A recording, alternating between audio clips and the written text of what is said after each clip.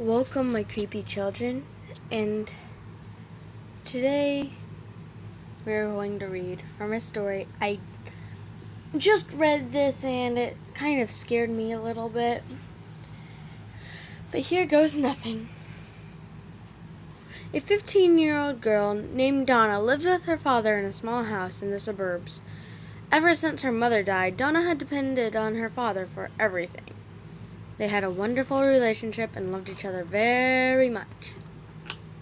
One morning, Donna's father was leaving on a business trip. As they ate breakfast together, he told her that he would be home very late that night. With that, he kissed her on the forehead, grabbed his briefcase, and walked out the front door. Later that day, when Donna came home from school, she did some homework and watched some TV. By midnight, her father had still not returned, so she decided to go to bed. That night, she had a dream. She found herself standing at the edge of a busy highway. Cars and trucks whizzed by at an alarming rate. She looked across the highway and saw a familiar figure standing on the other side. It was her father. His hands were cupped around his mouth, and he seemed to be shouting to her. But she couldn't make out what he was saying.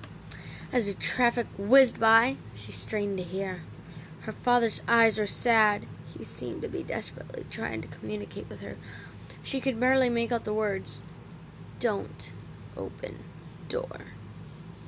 Suddenly, Donna was awoken from the dream by a strange tapping noise.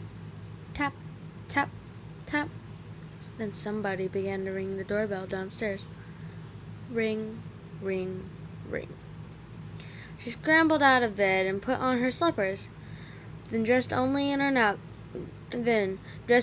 nightgown, she ran downstairs and went to the front door. She saw her father's face outside. He was staring right at her. The doorbell kept ringing insistently. "Okay, hold on, I'm coming," she shouted. She pulled back the deadbolt and was about to unlatch the door, then she stopped. Peephole.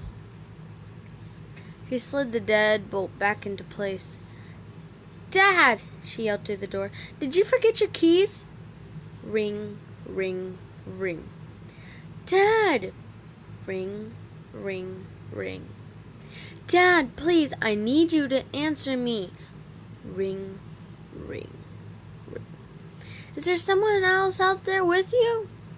Ring, ring, ring.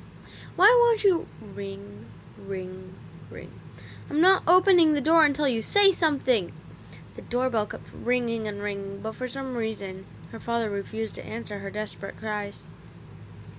The doorbell kept ringing. Oh, hold on. For the rest of the night, the frightened girl cowered in a corner of the hallway, helplessly listening to the ceaseless ringing of the doorbell. It seemed to go on for hours. Eventually, she fell into an uneasy sleep.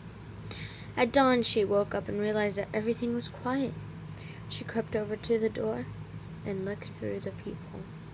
She cautiously opened the door and was confronted with a sight that filled her with unimaginable horror. Her father's severed head was hanging from a nail above the door.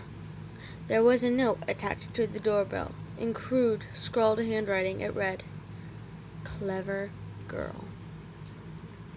So I hope you all enjoyed that. So I just have 3 apps that I read from now. Creepypasta stories. It isn't that good. Scary stories and stuff isn't that good. It is actually a little good. And the one I read from today was called Scary Stories. You should try checking those out. Those can be really scary at times, especially when you read them in the dark, like I just did. So, good night, everyone, and sleep well, because you may never sleep again after I'm done.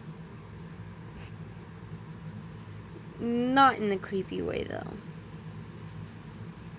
They'd just be horrifying.